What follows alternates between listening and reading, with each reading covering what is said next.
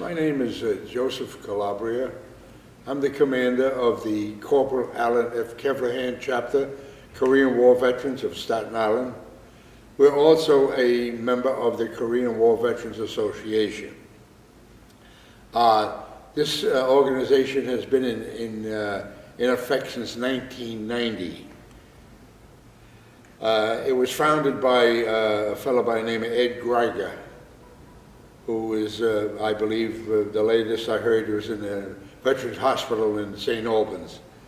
There was a couple of other commanders, Richie McNeil, and a fellow by the name of James Jans. I got elected into the position in 1995, and I've been the commander since that period of time, up to the present. And we've picked up quite a number of members. What happened is during the right after the Korean War, a lot of the members wanted to join the Veterans of Foreign Wars and the American Legion. Unfortunately, they told us, or told them, that they wouldn't recognize them because it was the forgotten war, so they say. And it made them feel that they were inferior. And since the Korean War veterans got together, we got a lot more members because they related to each other. The other way, you had members from the Second World War, for whatever reason I can't explain, they did a little discrimination against us. Korean conflict, forgotten war. In the newspapers, the same thing happens. You hear World War II, Vietnam. They skip, right? Yeah.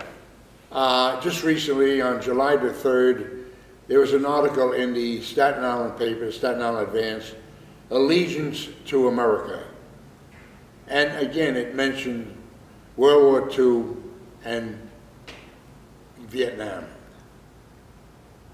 I got quite annoyed with that, and I called up the Staten Island Advance, I called up the reporter, and I explained to her, I says, don't you do any research before you write an article? She says, why? I said, because you skipped a war. And speaking to the students, I mentioned all the casualty figures and everything. After the meeting was over, two teachers approached me. You know, we were not aware of what happened in the Korean War. I says, well, this is the point I'm trying to point out. You, as an educator, should be aware of these things. Should be aware that the students should know what this country has gone through and what it's done.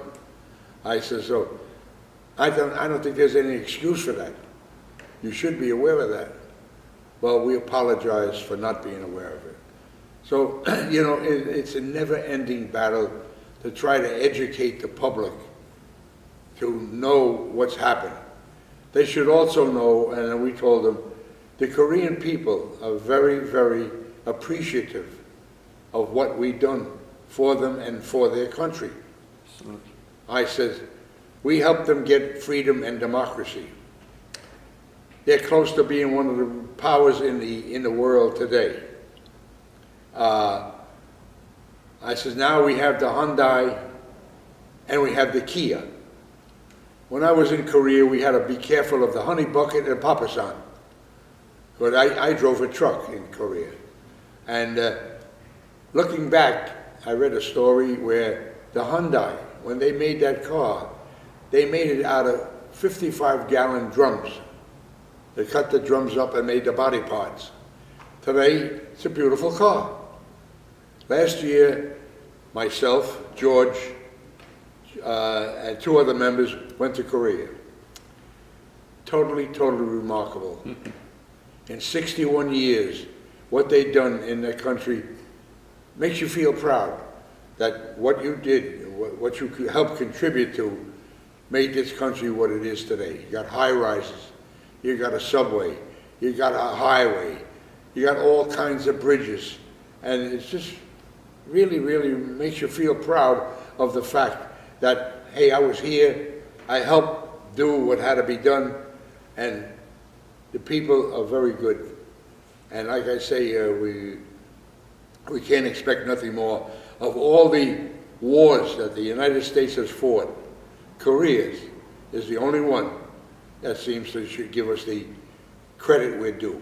I was 21 years old when I got drafted into the United States Army. And I went to basic training, and in the course of basic training, they turned around and they pulled me out. It was 16 weeks basic training. Around the 8th week, we went to what they call a bivouac, where we go out and we live out in the field. Mm-hmm. Before we went back to camp, we had a meeting. They wanted the fellas to volunteer for the paratroopers. After the meeting, they read off a bunch of names. My name was one of them. To report back to the orderly room when we get back, and I had what they call a Class C profile. Nobody seemed to know what a Class C profile was. Finally found out, I wore glasses at the time, and they said that if you happen to be in combat and you lost your glasses, you would be incapacitated. So you're non-combat. Okay. So they put me in a truck driving school, well, not to learn how to drive a truck, take care of the furnaces, to keep the barracks warm. Mm-hmm.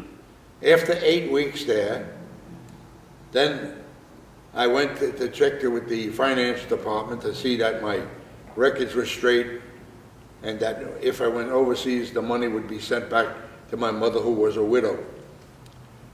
And they couldn't find my records, and there's this fellow walking by with a whole bunch of records. Did you have this fellow's record there? Said, just a minute, he put it down. Oh yeah, he's scheduled for overseas. Where's he going? FECOM. FECOM is Far East Command. Mm. Okay. Now Far East Command includes Hawaii and all those places, Japan. Japan, yeah. So now they turn around and say, okay, you're going to go home on what they call delaying route. You're going to have 10 days. So most naturally, when you go home, I told my mother, I says, I'm going overseas. She says, where are you going? I said, FECOM. She says, what does that mean? So I told her, oh my God. She said, you're going to Korea? I said, no. It could be Japan. It could be Hawaii. I says, so I don't know. I said, when we got there, I was 19 days on the ship. Was sick the whole 19 days going. Coming back sick, 19 days coming back. My contention is the Korean War was instigated by the Russians. Now, I say, as an ally, you're not supposed to do this, as an ally. But it doesn't seem that the Russians are our ally.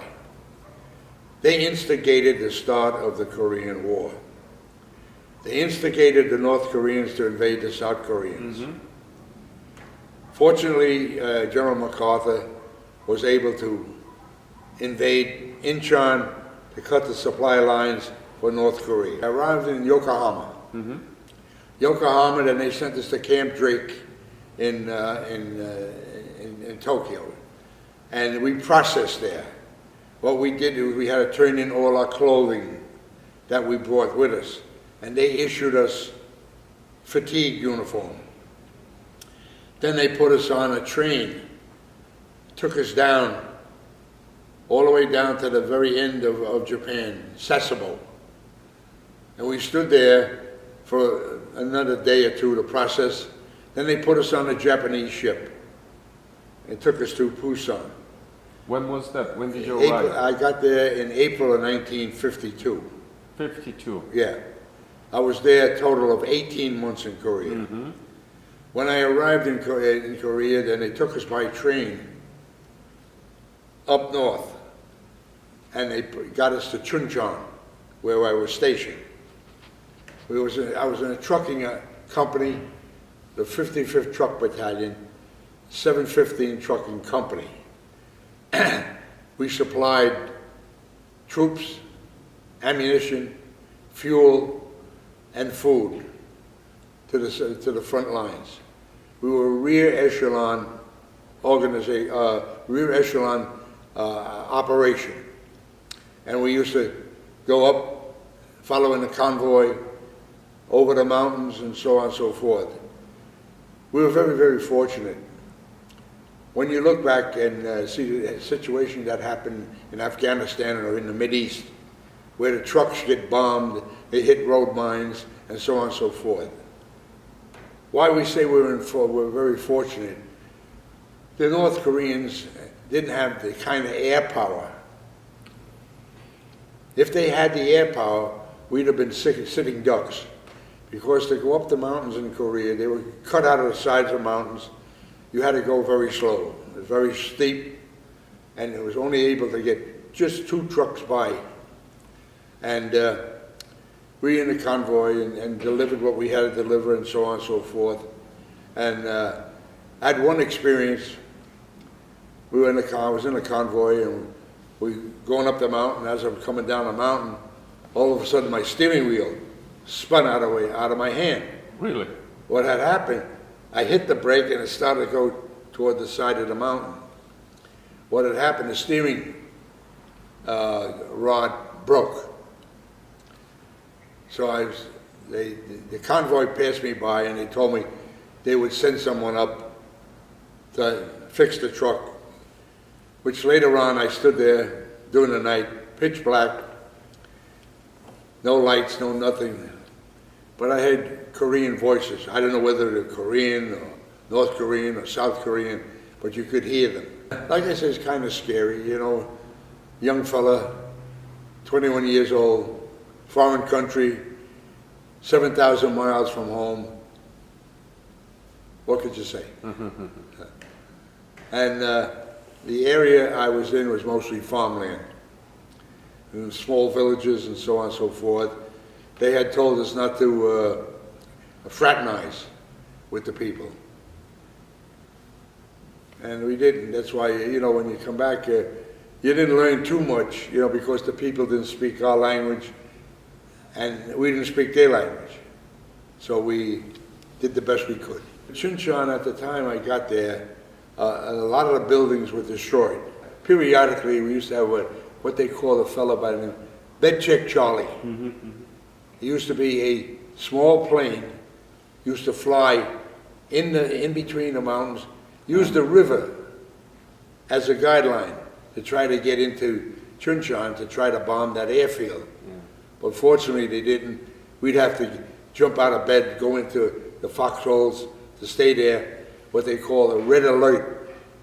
And then later on, they would tell us all clear, then we go back into our tents. The most dangerous thing is the roads were primitive, all dirt roads, and they're just barely enough to get one truck going one way and one truck going the other way.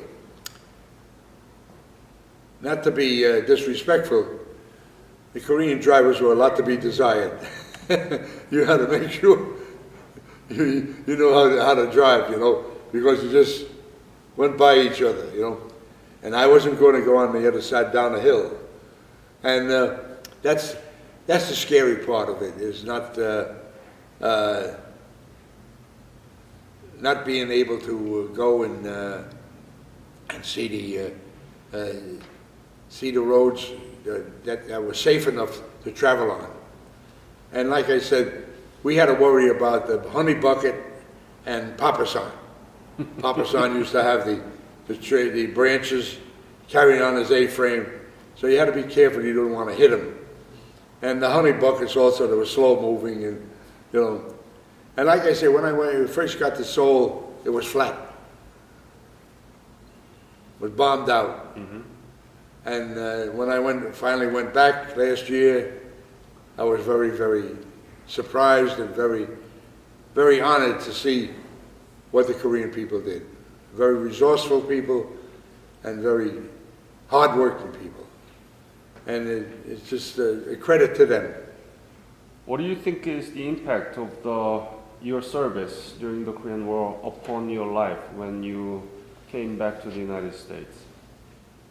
When I first come back to the United States, there was no bands. You just blended in with what went on. Hey, I haven't seen you in a while. Oh, I went for the papers, I forgot to come back. You know, people didn't, just like unfortunately this Vietnam veterans, disgraceful what they did to them, what the people in this country did to them. They did the same thing. We went to Vietnam to give freedom and democracy. But it didn't work out that way because the peace movement here in the United States was terrible. They threw rocks. I met some of my friends that are Vietnam veterans. One guy took his uniform, wouldn't want to wear it again. They threw rocks at him, they spit at him. Wrong, totally, totally wrong. You're an American, you're there to help, not to be ridiculed. Any message or to the young generations about the Korean War veterans and Korean War? The message I could tell them is that if you have to go and do something for your country, do it. Do it. Be proud of what you do. Like I say, sometimes things work out for you, sometimes they don't. But the fact of the matter is that if your country needs you, you should be available to go and do it. Most naturally, none of us want to do it. But when you do it, after it's done, you look back, you say, it wasn't bad after all. If there is a petition to replace the armistice with the peace treaty, would you be willing to sign that petition? Providing that it shows your unification of the Koreas. Providing that both Koreas get together and become one. Then I'd be willing to sign it. Okay. Not to have it split. Right. I mean, the guy up north, what can I say about him? Nothing. Exactly. Yeah. But what they should do is look at it realistically and see what the South Korean people have done and take it and say, well, let's join. Let's be part of it. Then I will go along with that. But not to be split. Right. This is from the Ministry of Patriots and Veterans Affairs of Republic of Korea. And this is the official proclamation for Mr. Joseph. Thank you. Thank you, Professor. Thank you, Danny. Thank you. Thank you, sweetheart. Yeah, and I hope that Daniel Kim continue to work with you guys. Okay. Yeah. All right. Very good. Great. Thank you. All right.